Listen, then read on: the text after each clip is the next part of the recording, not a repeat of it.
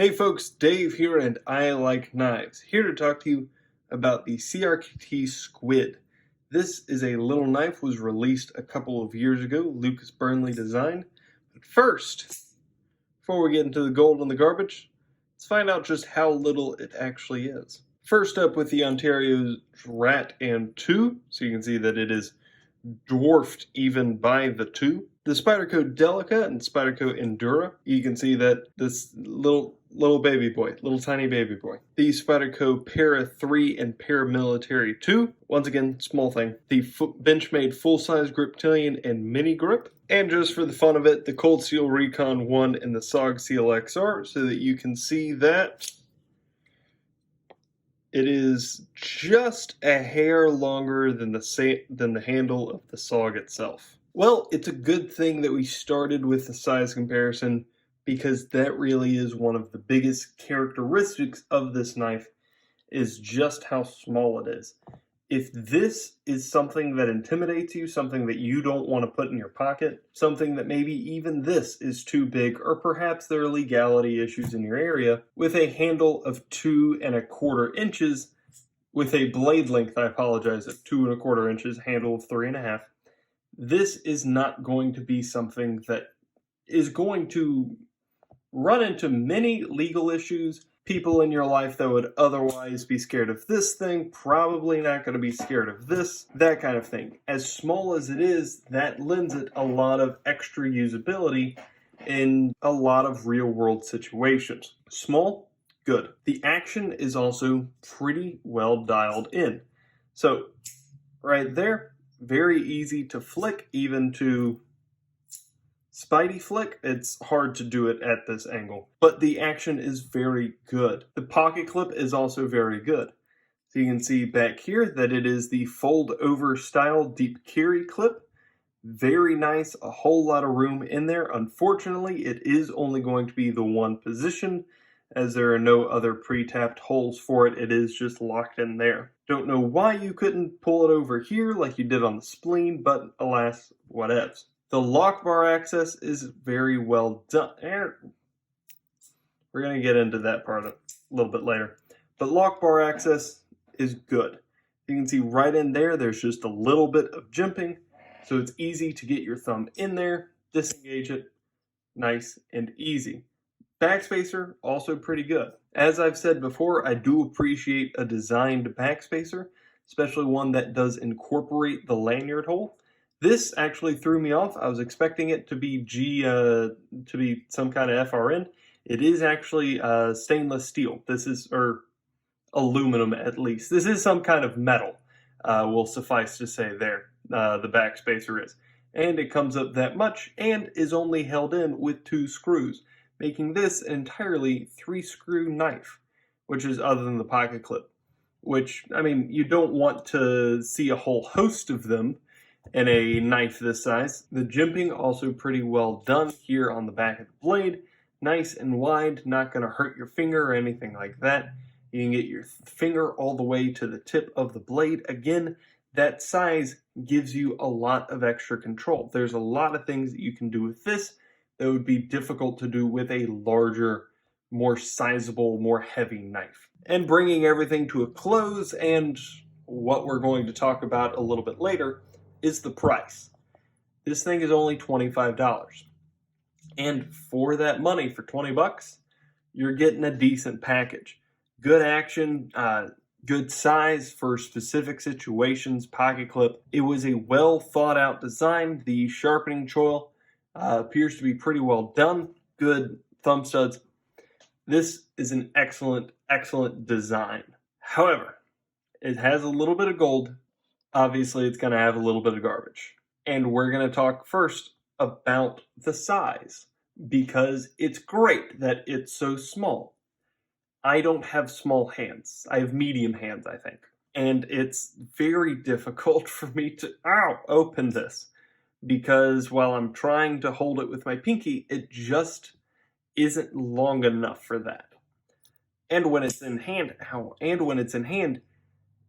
if I choke up and put my finger on kind of the rest part, the hilt, then I can squeeze my pinky on. But if I put my finger in that finger choil right there, that is a 3-finger knife all day. And I hate 3-finger knives. One of the popular additions, part of the modding, that you'll see with this is a lanyard. And the lanyard is certainly a good idea, get you a little bit of extra grip on there. But I've got no time or space for lanyards, so no thank you. The size it's right out for me. And it impacts my entire relationship with this knife. What also impacts it are some of the smaller details. There are some specific issues that might impact that a little bit. It also has external lock bar, which is a good thing. But these screws drill directly into the handles instead of into, you see there's a screw head there, a screw head there, because they both screw into that standoff. The reason that you don't see a screw head on this side is that it just drills straight through into the stainless steel. That might help it be a little bit thinner, which is good. This is, as I've said, very easy to carry in the pocket. It's nice and thin. But that means that over time, you run the risk of stripping out something. And if that happens, instead of replacing a standoff, you're replacing a knife. It's only $25. You're not losing a whole lot, just something to keep in mind. Filming this later, so I apologize for the change in reference. But I've just discovered Murder Most Foul, and it is unforgivable and horrendous. This pivot is not double tapped, so there isn't a T8 on both sides. It also is not captured.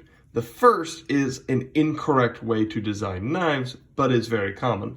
The other is the correct way to design knives. There are no questions here. What this is an witless, worthless, pathetic, garbo excuse for a design flaw that is just trash. What this means is that when you put in a T8 here, you may be able to unscrew this. You might be able to. However, because this side is perfectly smooth and there's nothing keeping CRKT, a company that struggles with this in the past, from Loctiting the crap out of that, there's no way to put pressure and hold down this side of the screw while you undo it. That's wrong. That is bad. That's terrible. Every other good thing that I've said about this is out the window. That's incorrect. I figured that out after filming the rest of this, and I'm just ashamed. I'm just upset. Back to your regularly scheduled programming. The lock bar space, also something that I don't like to see. I prefer that a frame lock have a little bit tighter tolerances, but because this is $200 more, I will forgive it that. Just, again, part of the price situation. The sharp edges back here on the clip, they are sharp. These are not chamfered at all. Whatever kind of metal it is, it bites at you. And if you get it dinged up on something, then you've got a burr to contend with while you're trying to squeeze your finger in there, and now the inside of your finger is all cut up. Not great. And going along with the price, this is a budget piece, meaning it's made out of budget materials. You got 8CR13 MOV, blade steel, and stainless steel handles. What that means is that it's easy to sharpen up, but it's not going to cut for very long, and the handle scales make it unnecessarily heavy. So here you can see that it's 3.5 ounces. To compare it to a drastically larger knife made of, and drastically more expensive, I understand, but it's just a little bit, 3.3 ounces is the PM2. So that's just how heavy stainless steel is. It's a heavy material. The weight per inch is not going to be in your favor, and it means that the balance is right around that finger choil where, speaking personally, I prefer it to be a little bit higher. A little bit nitpicky, but it just goes along with the price. All told, if you're looking for an incredibly small knife, but are also on a strict budget, What I would probably point you to is a Rat Model 2. The base model with the base steel, similar steel, you're getting around a similar price, around $25. But it's just so much more substantial in hand, and you get more blade out of it, with all the good things about the Squid being true here as well. However, if this is a knife that for whatever reason just straight up appeals to you, keeping in mind that you're going to have small hands for that to happen, then it's not a bad design and not a bad execution of it. Although with the Squid, my immediate thought is some variety of Kraken monster, and this is more calamari sized. Guys, if you have any questions, comments, concerns, or stories, let me know down below. And other than that, you all have a great day. Bye.